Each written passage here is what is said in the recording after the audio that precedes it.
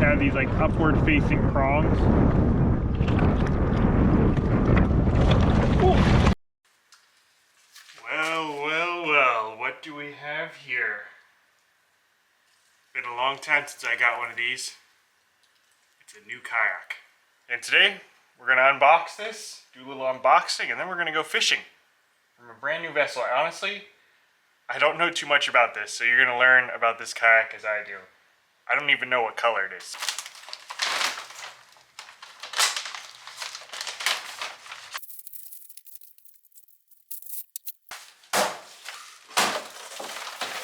We got one layer wrapping off. Now let's get it next.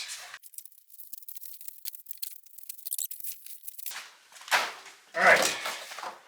Well, not the best angle of this camera-wise, but we're going to be taking it out on the water here pretty soon, so you get to see it out there.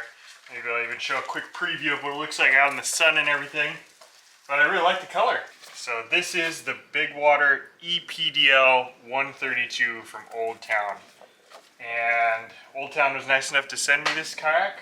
Let me tell you a little bit about the kayak. So I've done little to no research up to this point, but just reading off of this little card that comes with the kayak, it's 13 feet 2 inches, hence the 132, 36 inches wide, and it weighs 143 pounds assembled. I think I did do a little bit of research, I lied. So I think dry weight with nothing on it, I think it's like 90 something pounds, 96 or something like that. But anyway, what's special about this kayak and what I'm excited to use is the EPDL Plus function. And what that means is it has the pedals like a pedal kayak. I've actually never used a pedal kayak. I've had a Hobie for years. I had the Old Town I've had it for years now. So I've used motor and pedal power, the back and forth like this. But this has a pedal, but it also has a battery component. So not only can you pedal, you can also use the pedal assist, where it'll either, the motor will go on its own by itself if you don't want to do anything, or you can use it in tandem to your pedaling at the same time to get maximum speed and maximum power. And as far as battery life goes, it uses a little bit smaller battery, I believe. Actually, we'll see here in a second. It's right there. I'll unbox it here. But it has a speed from 1 to 5. If you're just running it on 1, which is the lowest speed, it'll run for 46 hours, which is way more than I would ever need. And if you have it all the way to full blast, it's supposed to run for 5 hours. So actually, I feel like that's pretty similar to what the Old Town Autopilot was doing. The main difference when it comes to the battery is the Old Town Autopilot, which is the old kayak that I used to use, runs on a 12-volt battery, and the capacity that typically most people use, and the same thing I use, is 100 amp hour. This one runs on a 36-volt battery, so much stronger, and I think I'll open up here in a second to confirm, but I think it's a 20 amp hour battery.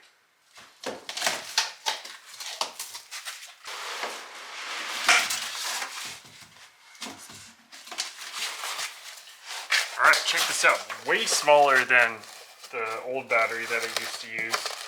I mean, this is like, I don't know, I'd have to double check the weight on this, but it's probably like around 10 pounds, which is less than half the weight of the lithium-ion battery that I use from Autopilot. And exactly what I thought, it was a 36-volt, 20 amp hour battery. So, I don't know, just the fact that this battery is so small, pretty cool. Here's the seat that comes with it.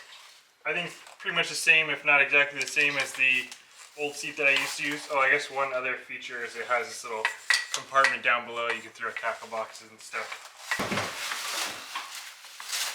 Alright, and this is the this part of this kayak.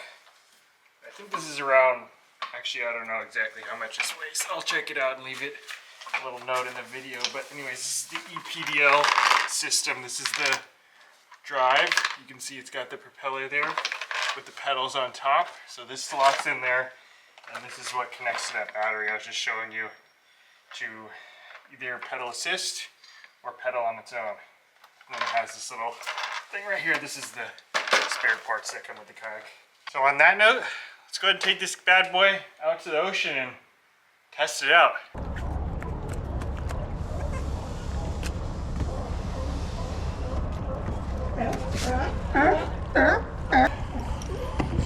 Maiden voyage. I was going to try and film a little bit in the parking lot, setting up, but holy smokes, the sea lion situation here is out of control. It's like too noisy to even film. And they were doing some road construction, but mainly just the sea lions. I mean, if you take a look over here, the other side of the dock, I couldn't even drop in over there because there were so many sea lions. But anyway, my plan for today is to obviously test out this new kayak, see how it feels, and I'm gonna try and just kind of showcase some of the differences I've noticed between this one and my old one, which is the autopilot Sportsman from Old Town, which as far as motored kayaks goes, I would say is the next closest one to this kayak. Obviously they're both made by Old Town, but they have some differences I've noticed already, which I'll share with you as we go out. But yeah, let's get everything deployed, make sure everything's working. First step is that it's floating, so that's a good thing. So this is the interface right here. So one difference already that I'm noticing is this one doesn't have a remote, so one less thing to carry around. Look at this guy.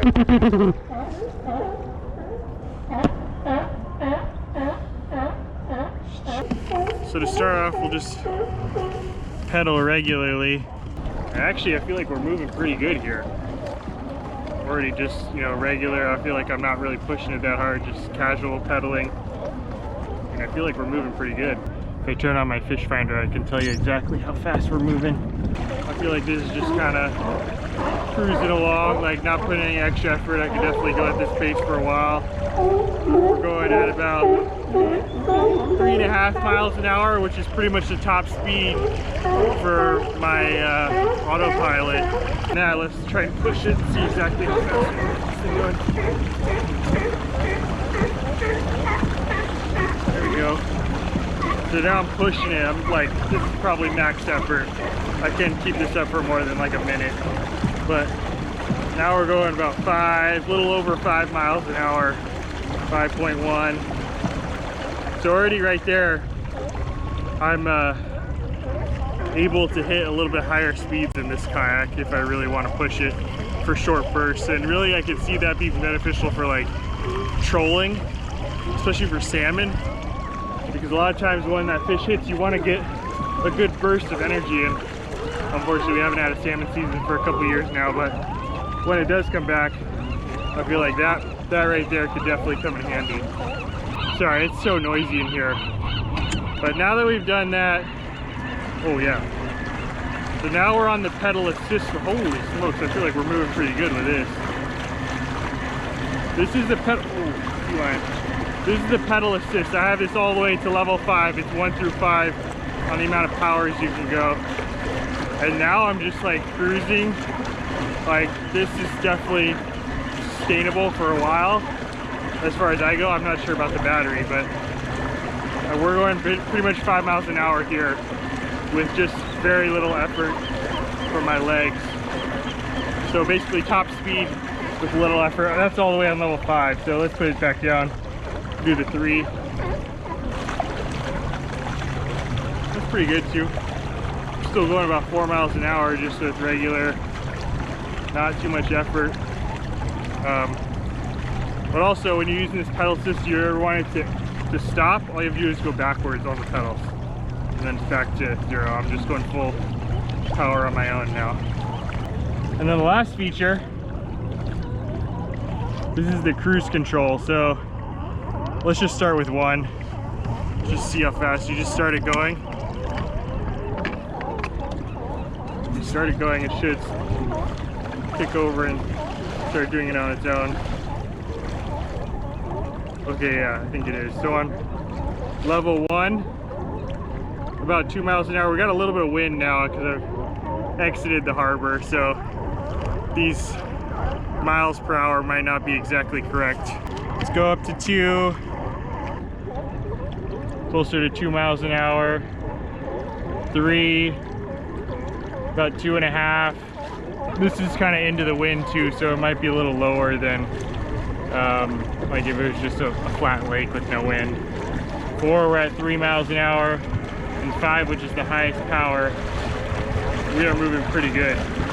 I also have my fish finder transducer in, which creates a little bit of drag. But at top power, no pedal, I'm not pedaling it at all. We're going a little under 5. So I feel like if there was no wind, we'd be going 5 miles an hour with this thing.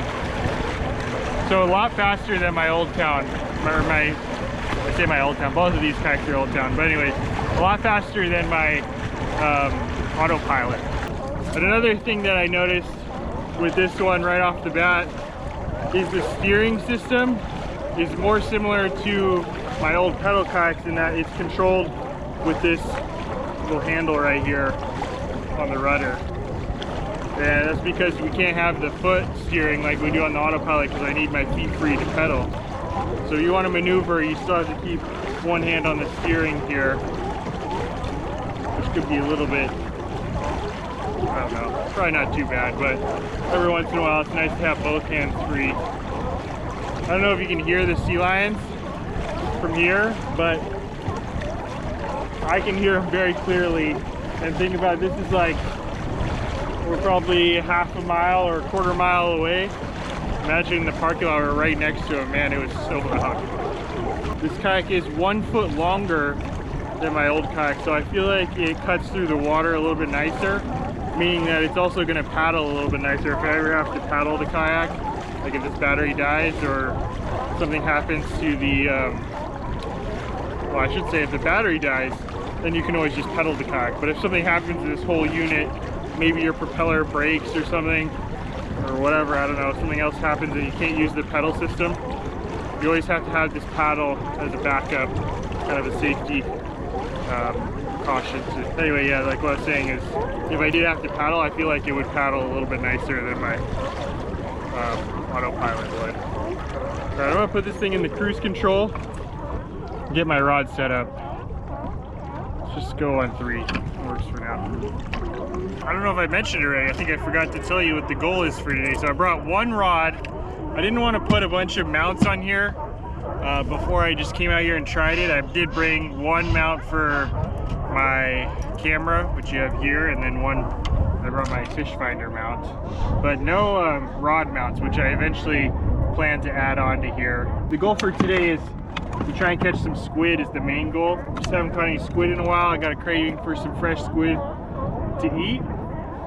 So if I catch like maybe 3 dozen or so, I can use 2 dozen of those to eat, and then the rest as bait later to go try and see if I can catch some halibut. It's gonna be a quick day out here. I'm not gonna put in a full effort, but that doesn't mean we can't catch some fish while we're out here. So anyway, tying on a little squid jig. This is the one from Promar. You can get a discount with my promo code as usual. Anything from the Promar site. We're gonna drop this down. I'm marking some stuff here. I don't know if this is squid or not. We're still in pretty shallow, but it might be.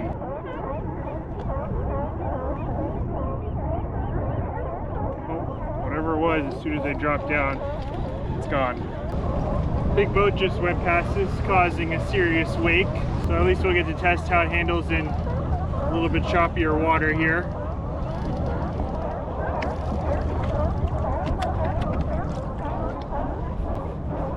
Not too bad, feels pretty stable.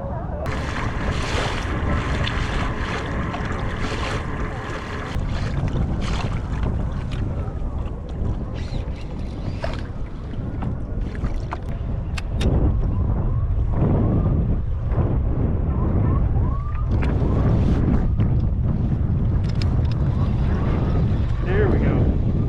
There we go, finally. Man, it's taken us a while. I don't even know what time we started, I didn't check, but it's been probably about an hour. Looking around, looking around, looking around some more, and haven't found anything until these 2 right here. First 2 squid of the day. 1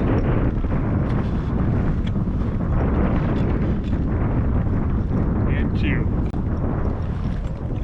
You've never seen these little things before. They're very, very tasty, pretty cool little creatures. They change color, and not only do I like them, the fish like them too. So these 2 in my little live bait container here.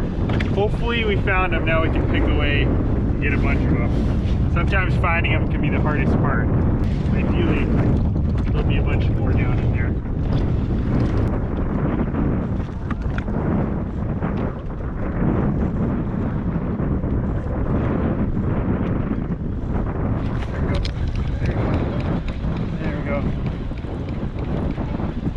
And so if you'll notice, I'm just giving constant pressure here.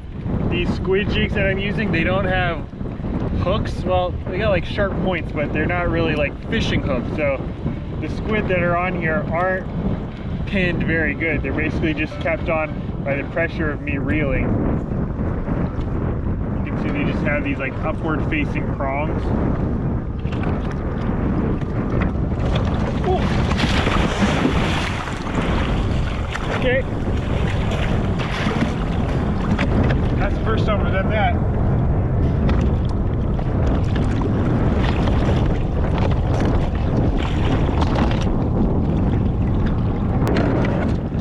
All right.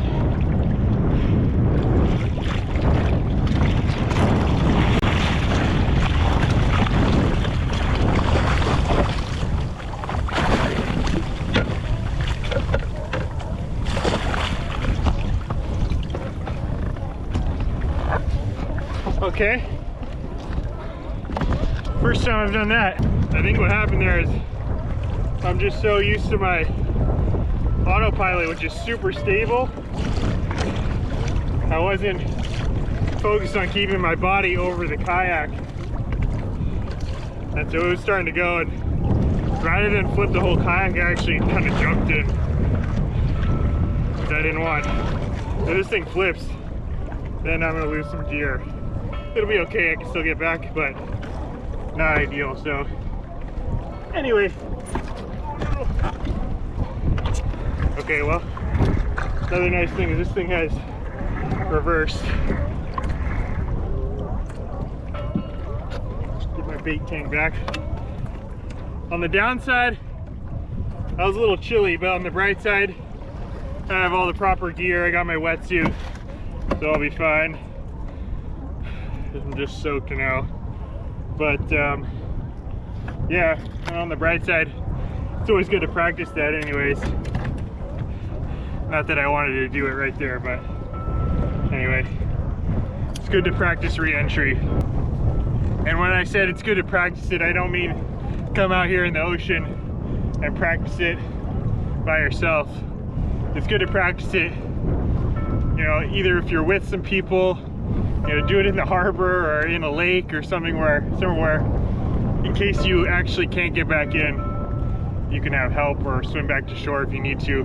And I've practiced it before, never in this kayak, because this is, like I said, the first time I've taken this one out. But I think the key is, well, there's a couple of keys. You know, the first key is just to stay calm. You know, you got your life jacket on, so you're not gonna sink. And number two, you have your kill cord, so if you're, even if your motor's on, your kayak's not going to just blow, you know, away or float away or drive away. You know, even if there's a little bit of wind, it's not going to, you know, you'll be able to swim to it. So once it happens, just stay next to your kayak. And I was actually having some trouble with my life jacket catching on the side of the kayak, so maybe this isn't the best spot to put a little knife. But anyway, get next to your kayak, and then if you can, reach across to the other side, and without kind of trying to lift yourself up, almost like pull yourself up parallel to the water so that your midsection is kind of in the middle of the kayak, and then you can readjust to get back into a regular seated position like I'm in now. But like I was saying at the beginning, the best thing to do is just to practice it so you've done it before. All right, let's go catch some more squid.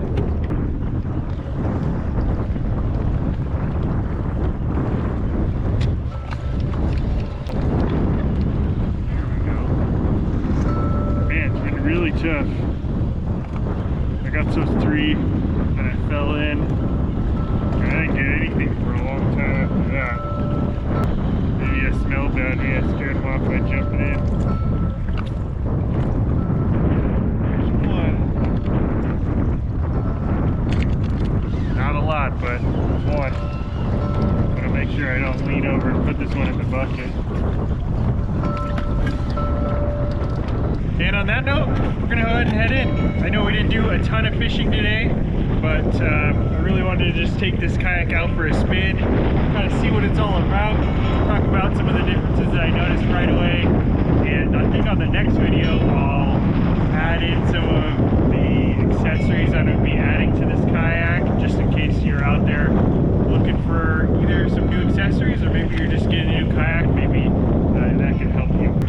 can tell there's some key differences with this kayak compared to my last one. Even though they both have that motor, they still ride a lot differently. And one thing that I found out the hard way today is that this one is a little bit less stable. So what I gain, I think, in speed, I think I sacrificed a little bit in stability. And that's why we went for a swim today. On that note, let's head in. Thank y'all for watching. I'll leave a link to the kayak itself if you want to check it out and see more details. If there's anything I didn't mention in this video, feel free to leave a comment below. I'll address it in the next one. But thank y'all for watching. We'll see you on the next one.